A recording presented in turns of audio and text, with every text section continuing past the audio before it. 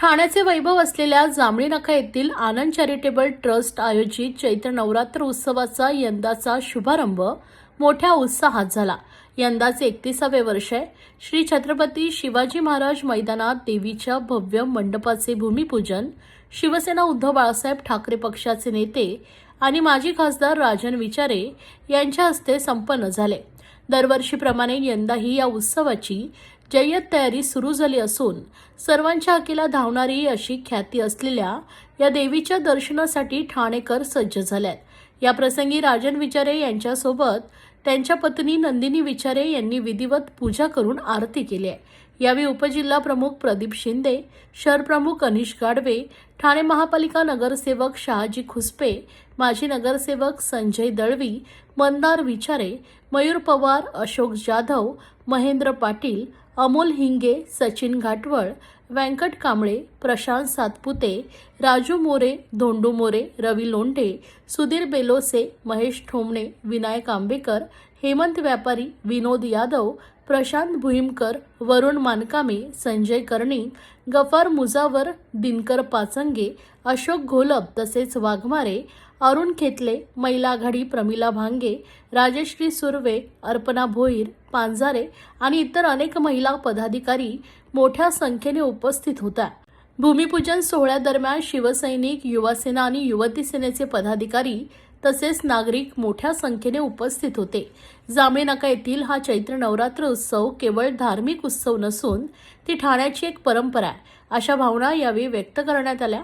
नागरिकांनीही या सोहळ्याला मोठी गर्दी केली होती, ज्यामुळे परिसरात चैतन्यमय वातावरण निर्माण झाले होते।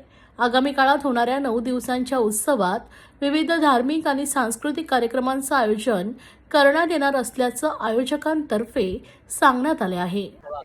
मला वाटतं गुढीपाडव्याच्या शुभमुहूर्तावर आनंद चॅरिटेबल ट्रस्टच्या माध्यमातून या ठिकाणी हा चैत्र नवरात्र उत्सव यंदाचं 31वं वर्ष आहे आणि मला वाटतं ही देवी जी आहे धर्मवीर आनंदीके साहेबांच्या आशीर्वादाने या ठिकाणी आम्ही या देवीची स्थापना केली होती आणि 31 वर्ष झाले आणि खऱ्या अर्थाने तुम्ही बघितलं असेल नवसाला पावणारी आणि भक्तांच्या हाकेला धावणारी अशी ही देवी मला वाटतं सर्व ठाणेकर महाराष्ट्रातून सुद्धा या देवीचे भक्त आहेत, ते या ठिकाणी दर्शनाला येत असतात आणि मला वाटतं सर्व ठाणेकर त्याची वाट पाहत आहेत। गुढीपाडव्याच्या दिवशी त्या देवीचं आगमन होणार आहे आणि रामनवमीला या कार्यक्रमाची सांगता होणार आहे। सर यंदा काय मंडपाची कुठली प्रतिमा या वेळेला आपलं जो डेकोरेशन जे आहे एक महाराष्ट्रात सुप्रसिद्ध असं मंदिराची प्रतिकृती करण्याचा प्रयत्न आमचे शागिर्द म्हणून डेकोरेटर आहे ते करतायत। त्यानंतर तुम्ही बघितलं असेल 9 दिवस वेगवेगळे कार्यक्रम असणार आहेत। देवीचे आगमन गुढीपाडव्याच्या दिवशीच या ठिकाणी भव्य दिव्य अशा मोठ्या मिरवणुकीने होणार आहेत। त्याचबरोबर या ठिकाणी 9 दिवस या ठिकाणी सहस्त्रचंडी याग या ठिकाणी चालणार आहेत। आमचे नाशिकचे सुलाखे महाराज म्हणून आहेत ते या ठिकाणी त्याचं हे करणार आहेत, नियोजन करणार आहेत। त्याचबरोबर नवदुर्गा पुरस्कार, त्याचबरोबर नवरत्न पुरस्कार ठाणे शहरातल्या सर्व लोकांचा या ठिकाणी सन्मान केला जाणार आहे, चांगल्या काम करणाऱ्या व्यक्तींचा। त्याचबरोबर तुम्ही बघितलं असेल की या ठाण्यामध्ये वेगवेगळे विविध कार्यक्रम, तुम्हाला माहिती असेल ठाण्यामध्ये ठाणे शहर एक सांस्कृतिक शहर आहे आणि या सांस्कृतिक शहराची परंपरा जपण्याचं काम आनंद चॅरिटेबल ट्रस्टच्या माध्यमातून गेले 9 दिवस सर्व समाजाला एकत्र करण्याचं काम या माध्यमातून होत आहेत। पहिल्या दिवशी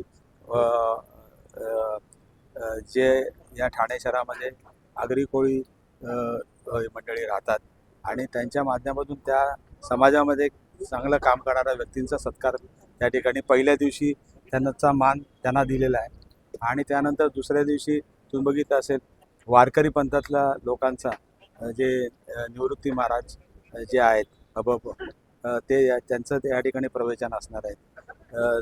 तिसऱ्या दिवशी उत्तर भारतीयांचा कार्यक्रम असणार आहे, त्या समाजात केलेल्या चांगल्या व्यक्तींचा गौरव करणार आहे। त्यानंतर तुम्ही बघितलं असेल नवरत्न पुरस्कार आहे, महिलांसाठी गोंडला आहे, आणि रामनवमीच्या निमित्ताने त्या ठिकाणी कार्यक्रम आहे.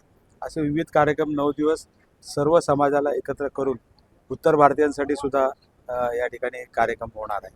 असं 9 दिवस भरगतचा असा कार्यक्रम या ठिकाणी होणार. नागरिकांना काय आव्हान? मला वाटतं ठाणेकरांनी ह्याच्यामध्ये सहभाग घ्यावा आणि देवीचा आशीर्वाद घ्यावा.